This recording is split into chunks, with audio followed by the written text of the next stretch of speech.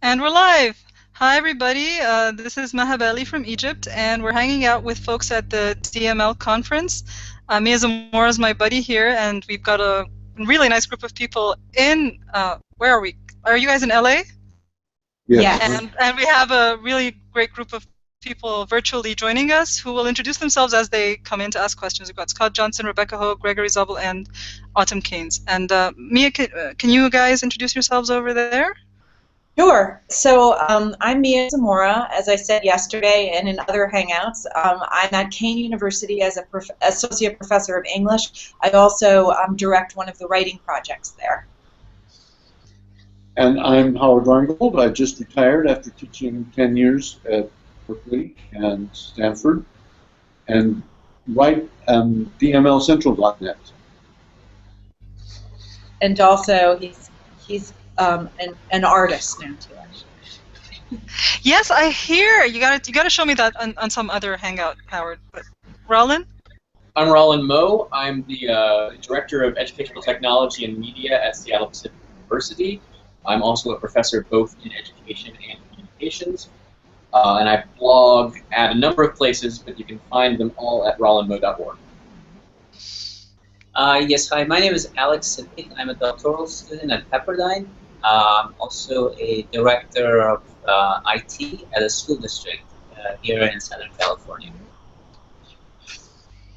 Okay, so I'm really happy to be meeting all you guys, and I think since we don't have a lot of time, would you guys just let us know what you guys are doing, like each of you are presenting at the conference today or yesterday? Well, a little bit later this afternoon, Howard and I will be on a panel with David Preston and Nick Koyama. And the theme of our panel is the question, what is open for? And we'll be speaking a bit about co-learning as an entry point for making technology a freeing experience for students. I'll be giving a case study of my recent writing race course. So it's an experiment in flipping the classroom that I took to a further extent than some of my co-learning experiments that I've done in the past. And Howard's going to be. And I'm going to be talking about co-learning from the point of view both of the teacher and the kind of fear you have of opening up. In order to co-learn, you've got to learn with them, and that means you have to show that you don't know everything, which is kind of scary for a teacher. You're really placed in the role of being authority, and the other part of it is it's a little bit difficult for many students to get a grip on learning together. Mostly they've been trained to do their individual learning in a group, but really they're concerned with themselves and not so much with each other. So I see Terry's arrived. Hi, Terry. Hi, Terry. And yeah, I mean, the term co-learning is Howard's, right? Like Howard's the one who started using the term co-learning, and as he was just saying that, it's inspiring a piece that I'm writing right now, and it also reminded me that Mia and I co-authored a paper with a group of other people, and we used Howard's NetSmart, a lot of stuff from Howard's NetSmart in that paper. So I'm looking forward to having that one coming out. So, Rolin, what are you doing at DML?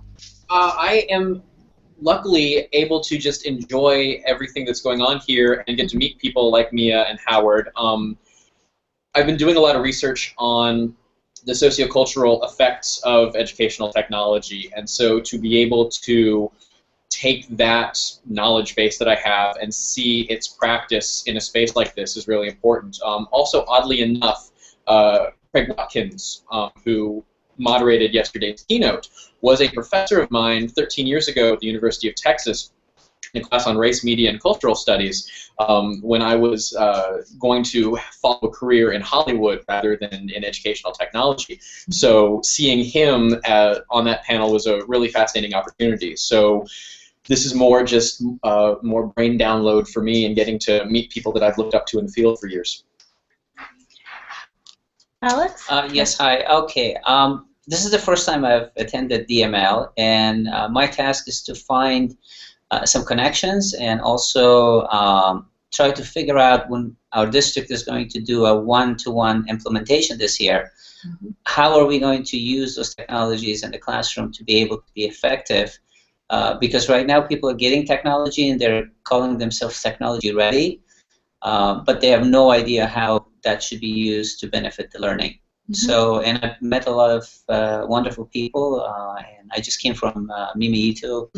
She was just talking in one of the workshops, and I think that this is a very, very good conference, and I've gotten so much out of it the first day and today as a bonus, and then tomorrow again. Yeah, and there's no doubt that there's so much going on at once. A point that I had made yesterday. Every time you attend a panel, you have FOMO, fear of missing out, because you know in the next room is another amazing panel that's going on. But no matter where you end up, there are people who are inspired, thinking about ways to make technology enhance learning rather than some sort of sense that the technology in and of itself has some magical power.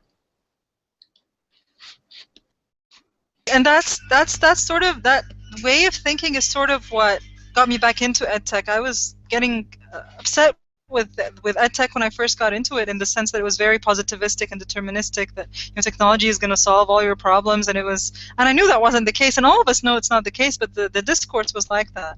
But then now there's this whole wave of us who are very conscious of that not being the case, and being critical of it. Like when I read Howard's work of that you may, as you get critical about technology, you may look at it completely different than you used to before, but it doesn't mean that you don't use it at all. And I know Rolin also does a lot of critical research on things like MOOCs and so on. Hang on a second. Yes? I'm sorry, guys. I have a family thing. If any of the virtual people want to ask a question, I think Scott wants to ask something. I'll be back in a second. Sure. I want to jump in, actually, if I can, and May. I just want to say you totally just stole my heart with what you just said. Like, that's my little, it's like my little saying around campus is, it's technology, it's not magic. And I can't tell you how many times I have to use that little colloquium with things, because people, everybody just thinks, oh, well, we can just throw some technology on it. Like we just have a little broad paintbrush, so we can just kind of slap a little technology on it. It's going to fix all of our problems. Yeah, well, the tools are just tools, right? But we as humans can whip up the magic if we are brave enough and courageous enough. And I think a lot of conversations have to do with courage at this conference in particular. The keynote yesterday, and then of course, the keynote this morning by Nicole Pinkard, which was live streamed, emphasized the participatory politics necessary, or not necessary, but that drives our inspiration when thinking about what technology can do for us. So I also wanted to mention, because I didn't mention it earlier, that in our panel and with David Preston and Nick Koyoma a little bit later today, we're only spending part of it sharing out some of our reflections and our practitioner understanding. We are spending the second half of the panel brainstorming to envision futures where connected learning can make a difference. And we'd like to talk about how to scale up some of the practitioner understanding of what works. So I'm excited for that, for the brainstorming and for coming up with some collective vision. Anybody else have any questions for us? Yeah, I have a question. It's concerning faculty training. The faculty training that I've seen that's come in as someone from faculty does the training, and it seems like it's a top-down. It becomes a top-down thing. And would it be better to bring people in from outside who aren't part of the dynamic, the political dynamic? Because that's part of it is nobody wants to admit that they don't have the skills. So is your question, Scott, a bit about how to go about thinking of professional development around educational technology, or outsourcing some sort of talent to share out how to use tools? I just want to clarify the question first. Yeah, it's what happens is people we get together in a in a group, and people don't want to admit that they don't have the skills because they're supposedly professionals. I shouldn't say supposedly, they are professionals, and they feel embarrassed to ask questions. So it's better, is it better to bring people in so that they don't have to suffer that kind of I don't know what to do in front of everybody else? I think the trouble you run into with professional development is usually that idea that the knowledge dump is a one-off, that you come in, we provide an application or utility for you to use. So, you know, wikis. Let's bring wikis in, and this is going to suddenly be something that can transform us. So when you bring somebody in from the outside in that manner, you're kind of relegating that idea as a tool rather than as a transformation. And that's the struggle we continue to have with professional development. I'm trying to look at what Mishra and Kaler came up with, the TPAC construct, technological, pedagogical, content knowledge, and really apply that in a higher education setting. There's a lot in K-12 with being able to stretch that out, but I run into difficulty in my administrative lens with faculty members when I talk about constructing knowledge, and they say, well, I'm an engineer, I build bridges, so we're not going to find consensus on something false. And so you have to go back to that point of, well, no, construction of knowledge is not making up facts. Construction of knowledge is being able to externalize those internal signs and symbols so that you can, you know, make sense of them in a network, in an environment with others. There's no easy answer, and I think that's the problem with, we've been talking about technology as a solution, that's what Morozov would call technological solutionism. We haven't found the right answer, the magic bullet, the secret sauce, and I think part of the problem is that's what we keep looking for rather than these more longitudinal approaches, which aren't sexy but get the job done. Yeah, I understand. It leaves you out. It leaves out. Go ahead. You know, when you talk about bringing people in, it's sort of like a 19th century framing of 21st century question. Why bring people in? Why have something top down? We've got a whole network that's just on your laptop. You can click and connect to all of these people who are doing all of these things. I think, first of all, people need to have some kind of mental model of what it is they want to learn to do. Otherwise, why should they be motivated to learn to do it? I'm certainly not the only one, but I've done close to 100 interviews, with video interviews with people who are doing innovations in digital media and learning. You can find them online and get a very good idea very quickly of the kinds of possibilities there are. And then there's the personal learning network that you can connect with. Maybe that personal learning network will consist of part of the colleagues in your institution, but certainly it ought to include people from around the world, just like this conversation is. Alex wants to say something too. From my experience, I think if you use people that are within your organization, sometimes people use them as an ongoing resource, and they're like coaches and so on.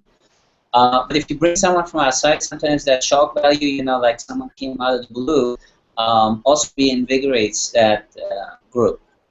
So at DML, I run into a gentleman just yesterday, and I'm inviting him to come in and train some teachers. And they have something called a map craft. I believe there's a program that they have. So that's totally new. And there's an incubator school in Los Angeles where they have been doing a lot of pilot work in there. So that is valuable to bring people from outside, but also there are budget constraints. There's also other issues that teachers sometimes when they come in, they look at someone from outside, they say, well, this may not be applicable, this guy's from outside. But sometimes if it's organic, just from the internal structure of that organization, some of the ideas have already leaked, so it's not something new. So they say, oh, I've heard that before or something. So I think coming from outside, I think it does present a lot of value. So there's positive and negative in both. I also just wanted to share out like a little bit of a plug for the Connected Learning MOOC that will be launched quite shortly by the National Writing Project, fueled by Educator Innovator. And basically it's an open, networked professional development experience for teachers. Terry, do you want to just share out a little bit more about it? Just because Terry's my colleague, and I know he's very thoughtful about what we're doing at CL MOOC, and I'm sure he has something to say too about that as an opportunity for everyone. Oh, thank you, Mia. Connected Learning MOOC is going on its 3rd season, and I've been a facilitator. This would be my 3rd time facilitating, and what it's done is it's given me lots of opportunities to learn, and that I would not have had unconnected. Or might have had some of them, but not the quality and not the ability to practice and share with colleagues. And it's the notion of connecting that's so critical. Right now, I have the opportunity to look at what facilitation means, and so we've got 2 years worth of Google Plus community that I'm working my way through and trying to find great exemplars of what good facilitation is. And it's just marvelous to be able to have that source of information and to share it with others. And it wouldn't have existed without CL MOOC. So what it does is this notion of Stuart Kaufman's idea of the adjacent possible, the idea that we open up doors that open up other doors and more doors in the great mansion of learning that universities have always been, but now are the province of everyone. Like Howard says, we have this incredible power at our fingertips, and what we can do, I hope, is to bring that back to our colleagues.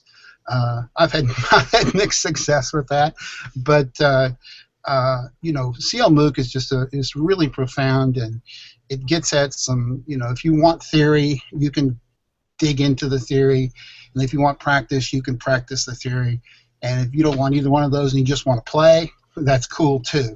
So, playing, making, sharing, doing, all those things. It's a low bar to entry, but high possibility once you're inside.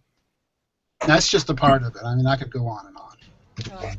If anyone's interested, go ahead. I was just going to say, Maha, that if anyone's interested in joining us with CL MOOC, which is open to anyone and everyone at any point in time, it starts on June 18th, and all you need to do is Google CLMOOC, and you'll find it. You'll find the sign-in sheet, and it's fun. It's playful. It's great. And I can attest to that. I did it last year and I enjoyed it a lot, and I'm looking forward to doing it again this year and meeting new people. And I love the term Terry used for learning as a mansion, and being this openness beyond our physical context. And yeah, we have to. She's showing you one of her toys. And Jeezy had a really interesting question to follow up on this. We talk about connection and openness, but Jeezy had a really good question to follow up on that, so I'll let him ask it.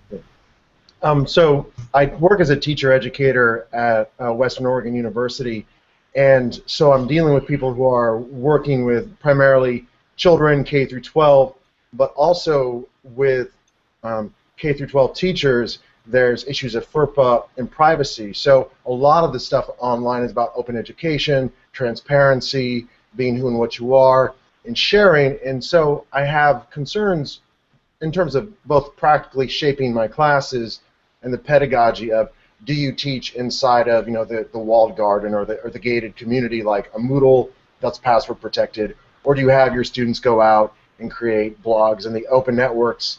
And similarly, when they're working with their students, there's security and privacy concerns. So my question is twofold. One is, as professionals doing our own work, how do we remain open and transparent and keep trust when we know that, in fact, there are groups that surveil us, they do track us, and in some cases, just as a quick example, if you go to Amazon and you look up a variety of topics, there are ebooks that are already available, and they basically scraped Wikipedia or they've scraped, you know, other open sources. And those kinds of things I find troubling. Similarly, when schools use things such as Google Mail or Google Apps, or they buy into Apple, there's no doubt that that data is being collected and surveilled. Whether it's being user identified or not, it's a different matter. So how do we balance as educators, both for our own development and when we're working with children, or we're working with teachers who work with children, how do we encourage openness, transparency, and trust when there are a lot of corporatized parasites that are, and individuals that feed off of this kind of information and want to extract and don't give anything back? I think that's a really important question. Howard, do you want to pick up on that? Or?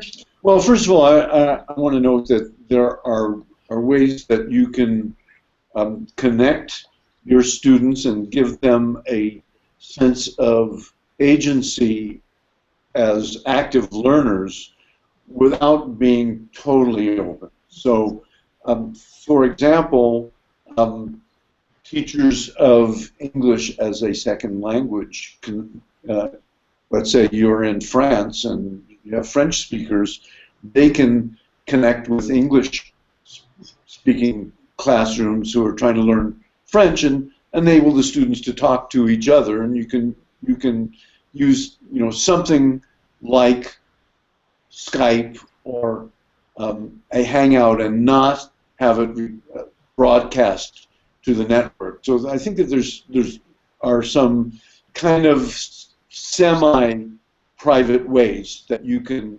enable students to connect. And I'll use the word agency again because I think it's as important as the it's more important than the technology. If you only have a blackboard and chalk and you can somehow get your students to go up and teach each other, you've done something that's really important, and the technology is secondary.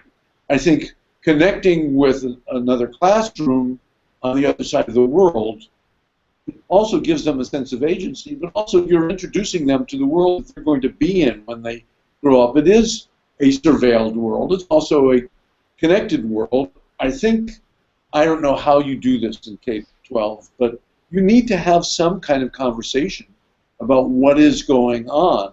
You need to have some kind of conversation about, you can get the answers to any questions if you use search engines, but you also need to know that not all of those answers are accurate. You need to be able to figure out how to find accurate information. I think those conversations and the fact that these things that you're using, they're not exactly free, that you're paying with information about yourself. K-12 is not only not too early to do that, I think if we don't start having those conversations in some way at that point, that's going to be very dangerous in the future. I'll just add that I've always, in the higher ed context in which I'm working, I've always encouraged my students to consider within their identity as an academic professional, and that they might even essentially develop a pseudonym that would work for them for their coursework and for their progress and their degree. But I try to give them that sense that perhaps they should enter into this first thinking about their professional and academic identity rather than sort of blending their personal with their academic. But I basically tell them that that's theirs to work out on their own. So I guess Howard's point about agency is a key aspect of it. Rolin wanted to say something as well. Yeah, Greg, that's a humongous question that you're offering, and so I'm going to use this opportunity to promote your recent article on hybrid pedagogy. If anybody has not read it, Greg has a fantastic article about OER that just was published yesterday at Hybrid Ped, so Great. Go check it out. I'm a good postmodernist, which means I don't necessarily believe postmodernism is the right lens to look at things, but it's the lens that I'm currently using, and So from that lens, to answer the question of open, we're looking at least 3 different constructs: the personal, the networked, and the global. So personally, as a scholar, as a practitioner, as an academic, I have to think about what is important to me, to my values, and how I'm putting things out there. And so I really resonate with open frameworks, with connected. I don't as gospel that it's an important. At the same time, I have various networks that I'm in. I'm involved with hybrid pedagogy. I am involved with various other research spaces. At my university, I have a network that I'm associated with as well.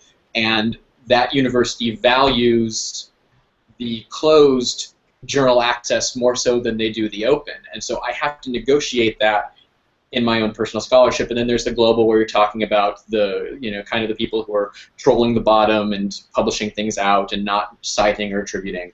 And you find that in BuzzFeed and on Wired and things. Al Koros will have a picture about once a week posted on somebody's, 10 things that, 10 things that the new dance craze will teach you about ed tech. And there's a picture of his that isn't properly attributed. And that's just, we all have to think about our individual and our networked constructs and what's going to be important and how we can negotiate that. I don't believe in the truth with a capital T, it's with a lowercase. What is our truth? But that's convenient. That's a very convenient answer, and not addressing the problems you're getting at with K-12 students and intellectual property and FERPA. But you have to think about, where is your support? So before I was in higher ed, I was in K-12. And in some spaces, we had support to engage, open spaces, to be able to utilize a Google Hangout or Skype or something with students. At the same time, blogging or publishing was completely frowned upon in that context. So I had to think about, as a practitioner, where did I have support from my network to push things, and where did I not have that support? So where did I need to be a little more hand-holdy, try and move the conversation indirectly rather than directly. It's again, I really hate being a postmodernist in these cases, because I can talk for a long time and never give an answer. But it's something that you need to think about, what's going on in your space, and trying to project that globally as a best practice, I think is impossible. But the fact that we're having this conversation shows that at least we're changing the dominant paradigm somewhat, hopefully moving in a direction where we're going to be thinking about things in a different manner.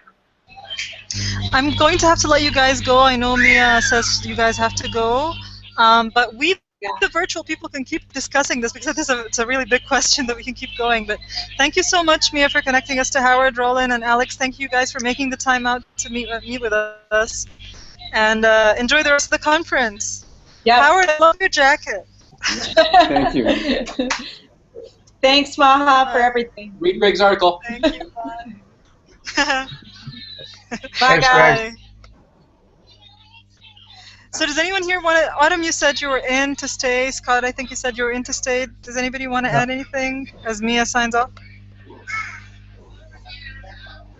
Oh, I think it's just interesting that where I came from, politics was a real limiting factor in any kind of training.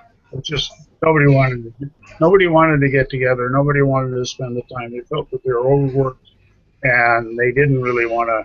It always seemed like this is best practices, which weren't their practices, and they resented the intrusion. So I am, and that's why I asked about bringing people in from the outside.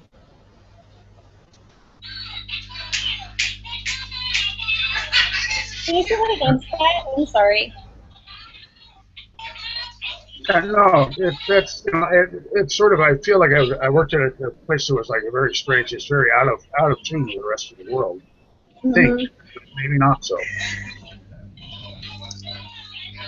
Well, going back to that, I thought it was a great question, because I'm not faculty, and I work in faculty development, and I work with lots of really, really smart people. I'm really blessed in that respect. I think it should have more to do with passion. I think it should have more to do with somebody who's really really interested in connecting online, somebody who's interested not just in technology for technology's sake, but technology for connecting with other people, somebody who's really passionate about education. I mean, it's so interesting to me because to me it's like it's such an intersectional field, ed tech or whatever it is that you want to call it, right? And so it's hard to find somebody who's kind of got their foot in all of these different areas at the same time. And I think if you find somebody like that who's working toward, you know, bettering themselves or gathering more knowledge, but they don't have that faculty status yet, I think that's fine. Yeah, I think yeah, what I you just understand. said there. Sorry, I was just going to say that what Autumn just said there about the intersectionality of the field makes it sort of, it's understandable why a postmodern perspective sort of helps us understand it, because you're just thinking of it in all these, that it can be different things in different, from different angles, I think. Well, I found that for me, the easiest thing, I was in the same office as faculty development, but I was just basically, I have helped instructors build online courses. And as long as I made it clear to them that I was not connected in any way to administration, nor would I rat them out, I was able to do to get some actual information to them that they could, you know, people could sort of confide in me, like the bartender. And I found that that was useful, but I also found it was a little bit frustrating because it's it can get you in all kinds of trouble. One of the common concerns that we have here, and it's both with faculty teaching as well as the concern in the K through 12 with ed tech, is centered really around, it's not the professional development time, or maybe you want to call it professional development, but here's a classroom set of iPads. Now, the teacher who's already got, you know, like 28 to 32 little people running around and they're working 50 to 60 hours a week, they're supposed to spend additional time, their own personal time, learning that technology. And on a similar mode, depending on where you work, maybe if you work at a private university and you have plenty of grants and funding, perhaps you can have some paid training time. But where I work, we're a state university, and it's very, very difficult to get much tech training. And what I've found is that the problems are very, very similar, is that everybody wants the, you know, the Apple bling. They want the shiny boards. They want the new tech. Administration wants that high efficiency, but we have personal lives as faculty, and we don't always want to sacrifice all of our own time so that we can be up on the latest social media, which will last for a 3-month cycle, and then we'll have to relearn. And I think this is addressed a lot by Ivan Illich, and he describes it as shadow work. And I mean, this is where women's housework back in the 50s wasn't even considered work, and before that, that wasn't considered honest labor.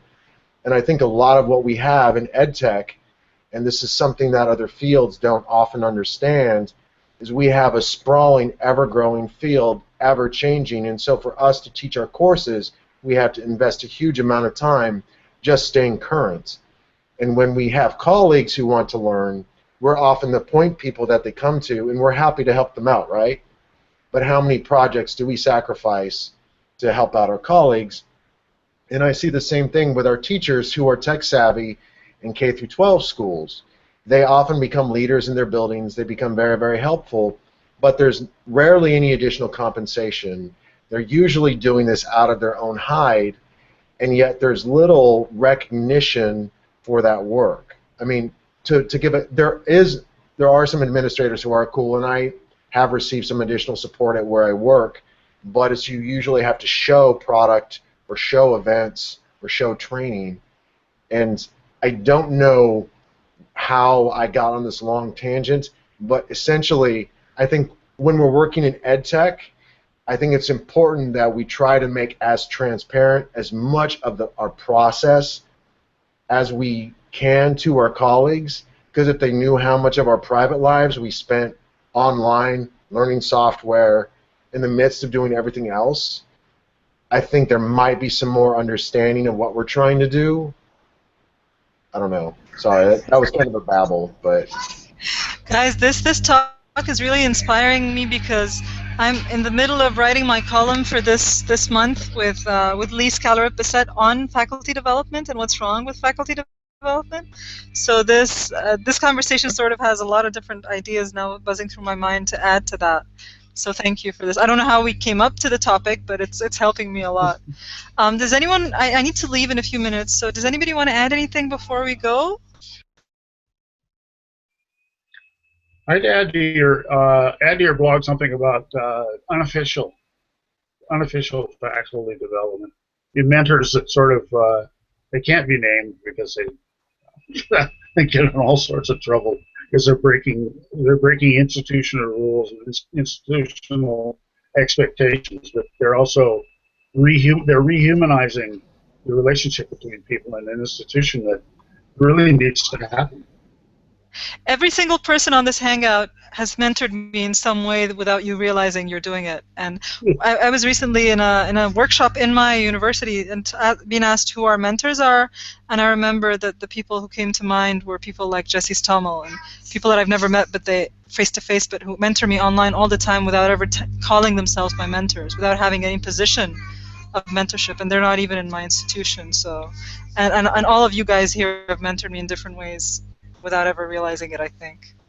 So thank you guys so much for making it today and for staying afterwards. And I hope I get to see you guys all soon, and I know I'm working with each of you on different things, so I know I will.